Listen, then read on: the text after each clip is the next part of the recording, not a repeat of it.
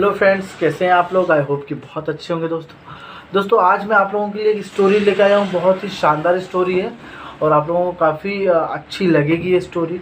और दोस्तों ये स्टोरी एक सत्य घटना पे आधारित है जो कि मेरे सामने घटी है और मैं आप लोगों को एक कहानी के रूप में इस घटना को बताना चाहता हूँ। और दोस्तों ये कहानी एक माँ पर है कि एक माँ का कितना जीवन में महत्व होता है। माँ भगवान से ऊपर होती है और कहते हैं कि भगवान हर जगह नहीं जा सकता, इसलिए उसने माँ बनाई। दोस्तों मैंने हमेशा देखा है मेरे आसपास भी और कई और जगह भी मैंने ये चीज़ देखी है कि लोग अपनी माँ की इज्जत नहीं करते हैं। बहुत लोगों को मैंने देखा है, कुछ लोगों को तो मैंने ये भी देखा है कि मारते हुए अपनी माँ को मारते भी। और ये बहुत हर्ट करती है मुझे ये चीज़, इसलिए मैं ये वीडियो बना रहा हूँ। और दोस्तों इसमें मुझे आप लाइक और कमेंट्स करें ना करें, लेकिन इस स्टोरी से, इस सत्य घटना से आप अपने आप में अगर कुछ इस टाइप की बुराइयां हैं या तो आप उसमें कोशिश करें कि उसको सुधारें और अपने मम्मी पापा से अच्छे से बर्ताव करें, क्योंकि दोस्तों उन्होंने आपको जीवन दिया है यार, इस दुनिया में चलना सिखाया, जीना सिखाया है। माँ बाप कैसे भी हों ज़रूर देखिए, मैं ये चीज़ मानता हूँ, ऐसा नहीं है कि हमेशा बच्चे गलत हों, माँ बाप गलत नहीं होते। कई जगह ऐसे आता है मोमेंट जहाँ माँ बाप भी गलत होते हैं। कई लोग हो सकता है कि मेरी इस बात से एग्री ना हो, लेकिन इसका मतलब ये नहीं है कि आप उनको सिखाएं या कि हम उनको सिखाएं कि आप गलत हो। एक पिता कुछ भी करे अपने बच्चे से अटूट प्यार करता है। एक माँ कुछ भी करे अपने बच्चों से बहुत प्यार करती है दोस्तों। वो आपको तकलीफ़ में कभी नहीं दे सकती, आपके पिता आपको तकलीफ़ में कभी नहीं दे सकते। दोस्तों 9th में मैंने एक चैप्टर पढ़ा था, एक हिंदी का, मुझे वो चैप्टर का नाम तो याद नहीं है, लेकिन उसमें एक ऐसे शब्द थे जो मुझे बहुत अच्छे लगे। और वो शब्द ये थे दोस्तों कि पिता का स्वभाव जो होता है वो नारियल की तरह होता है, जो ऊपर से तो कड़क होता है लेकिन अंदर से वो नरम होता है दोस्तों। तो ऐसे ही एक कहानी मैं आपको सत्य घटना पर आधारित एक स्टोरी सुनाने वाला हूँ और ये मेरे दोस्त की ही कहानी है। दोस्तों आज से 4 साल पहले 4 लोगों का परिवार था, 2 भाई, 1 बहन और मम्मी पापा, 5 लोगों का परिवार था। बहुत अच्छा उनकी लाइफ जा रही थी। और जो बच्चों की माँ थी वो अपनी लाइफ में, अपनी ज़िंदगी में बहुत स्ट्रगल करा उन्होंने। लोगों के घर में बर्तन मांजे, वाइन शॉप में काम किया, बियर बार में काम किया उन्होंने अपने बच्चों को पालने के लिए, क्योंकि उनके जो हस्बैंड थे, उनके जो पति थे, वो बहुत ज़्यादा दारू पीते थे, जिस कारण से उनका घर चल नहीं पाता था दोस्तों। और उन्होंने ऐसे करके 15 से 20 साल अपने जीवन के ऐसे गलत लोगों के बीच में बिताया, अपने आप को सही रखा, गलत रास्ते पर नहीं थे वो, गलत जगह काम करते थे पर अपने आप को कभी उन्होंने गलत नहीं होने दिया और अपने बच्चों को पाला, अच्छा एजुकेशन दे रहे थे अपने बच्चों को। लेकिन बोलते हैं ना कि जब तक आप खुद नहीं कोशिश करोगे तो आपको कोई कुछ नहीं सिखा सकता दोस्तों।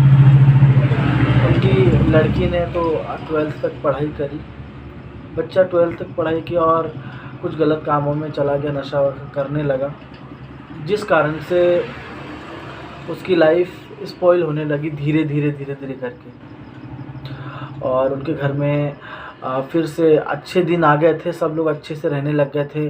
उनके फादर भी, जो बच्चों के पापा थे, उन्होंने भी प्रॉब्लम में इतना मतलब दारू वगैरह सारी चीज़ें छोड़ दी थी, वो ड्रग्स भी लेते थे, तो वो सारी चीज़ें वो छोड़ दिए थे। लेकिन बोलते हैं ना दोस्तों कि अगर आप वक्त की इज्जत नहीं करोगे तो ज़्यादा दिन अच्छा वक्त भी नहीं रहता और ज़्यादा दिन बुरा वक्त भी नहीं रहता है। और धीरे धीरे अच्छा वक्त आया और उन्होंने अच्छे वक्त की कद्र नहीं करी और उनके जो बच्चे थे वो गलत लाइन में चले गए। उसमें से एक बच्चा, उनका बीच वाला जो बच्चा था 3rd नंबर का, वो गलत लाइन में चला गया। और वो मम्मी, उनके बच्चों की माँ जो थी वो देखते रहती थी ये सारी चीज़ें और परेशान हो गई थी जीवन से कि मैं क्या करूं कि मेरे बच्चे एक सही लाइन पे रहें दोस्तों। उसके बाद धीरे धीरे उनको उनके रीढ़ की हड्डी में कुछ बीमारी हो गई, जिस कारण से वो बहुत कमज़ोर हो गई धीरे धीरे करके। बच्चे अपने ज़िंदगी में मौज कर रहे हैं, काम कर रहे हैं, अपना पैसा खुद ही उड़ा रहे हैं, घर पे नहीं दे रहे हैं और घर का वातावरण फिर से बिगड़ने लग गया।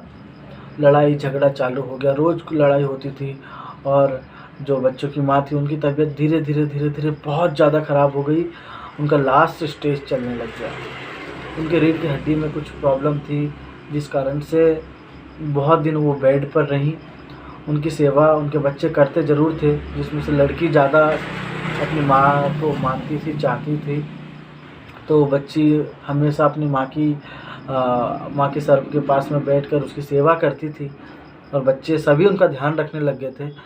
लेकिन दोस्तों बोलते हैं ना कि जब तक आपको किसी चीज़ की कीमत तब तक समझ में नहीं आती जब तक आप उसको समझो नहीं।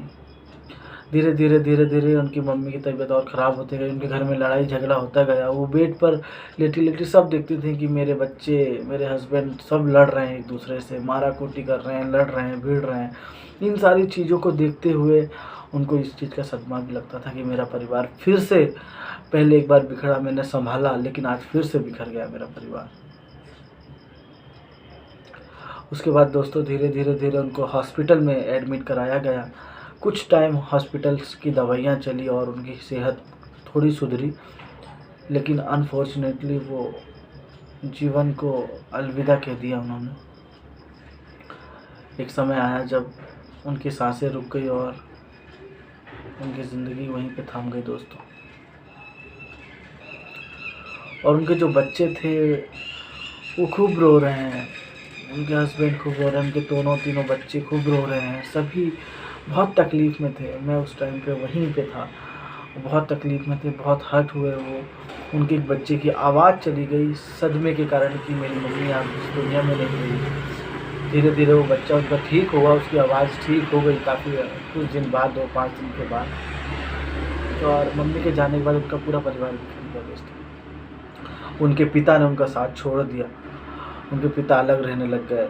वो दोनों भाई अपनी बहन को लेकर के साथ में रहते थे और दोनों भाई कमाने लग गए। अभी भी वो अपनी आदतों में सुधार नहीं लाते थे। कर्जा हो गया, बच्चों को ताने देने लग गए। कुछ मम्मी का कर्जा था जो बच्चों को भरना पड़ा और बहुत तकलीफ़ों से उनका जीवन बीतने लग गया। एक बहन थी जो कि इतनी बड़ी हो चुकी थी कि उसकी शादी करने का टाइम आ गया था, लेकिन दोस्तों माँ और बाप ना होने के कारण उसकी शादी भी रुकी हुई थी, शादी नहीं हो रही थी। धीरे धीरे तकलीफ़ें बढ़ती गई और एक समय बाद बोलते हैं दोस्तों, देखिए अच्छा समय भी ज़्यादा दिन नहीं रहता और बुरा समय भी ज़्यादा दिन नहीं रहता दोस्तों। फिर धीरे धीरे हुआ ये कि जब सारे प्रॉब्लम्स वो फेस करते गए, तीनों भाई बहन फेस करते रहे, आपस में लड़ते भी रहे और रोते भी रहे। एक दिन धीरे धीरे करके अच्छे दिन आने लग गए और फाइनली एक दिन ऐसा आया जब दोनों भाइयों ने मिलकर अपनी बहन की शादी करी। बहुत खुशी हुई उस दिन मुझे इनवाइट किया था और मैं गया था शादी में और बहुत अच्छा लगा कि दोनों भाइयों ने मिलकर अपनी बहन की शादी करी। और उस दिन अपनी माँ के लिए वो बहुत रोई, वो दोनों बच्चे भी बहुत रोए अपने माँ के लिए। दोस्तों इस कहानी में मैं सिर्फ इतना कहना चाहता हूँ कि दोस्तों अपनी माँ की इज्जत करो यार। दुनिया में सब चीज़ मिल जाती है, माँ बाप दोबारा नहीं मिलते हैं दोस्तों। ये चीज़ अपने माँ बाप की रिस्पेक्ट करिए। माँ बाप कैसे भी हैं सुन लीजिए उनकी बातें, क्योंकि ज़िंदगी में माँ बाप आपका कभी बुरा नहीं चाहेंगे दोस्तों। जिसने भी अपनी माँ बाप की रिस्पेक्ट करी है ना, वो ज़िंदगी में सफल हुआ है यार। और सफल नहीं भी हुआ ना तो उन्होंने जीवन में उसने बहुत कुछ सीखा है, एटलीस्ट गलत रास्ते पर नहीं गया वो। इसलिए दोस्तों कि अपने माँ बाप की इज्जत कीजिए और उनसे, वो भी आपको जन्म देते हैं, आपको पालते हैं, पोसते हैं, बड़ा करते हैं, आप समझदार हो जाते हो, आप अपनी लाइफ आपके हिसाब से जीते हो। आपके माँ बाप आपको फ्रीडम भी देते हैं, लेकिन उस फ्रीडम का हम गलत यूज़ कर लेते हैं। मैंने बहुत लोगों को देखा है, बहुत ऐसे लोगों को देखा है जो इनके माँ बाप उनको पूरी आज़ादी देते हैं और उस आज़ादी का वो गलत फ़ायदा उठाते हैं।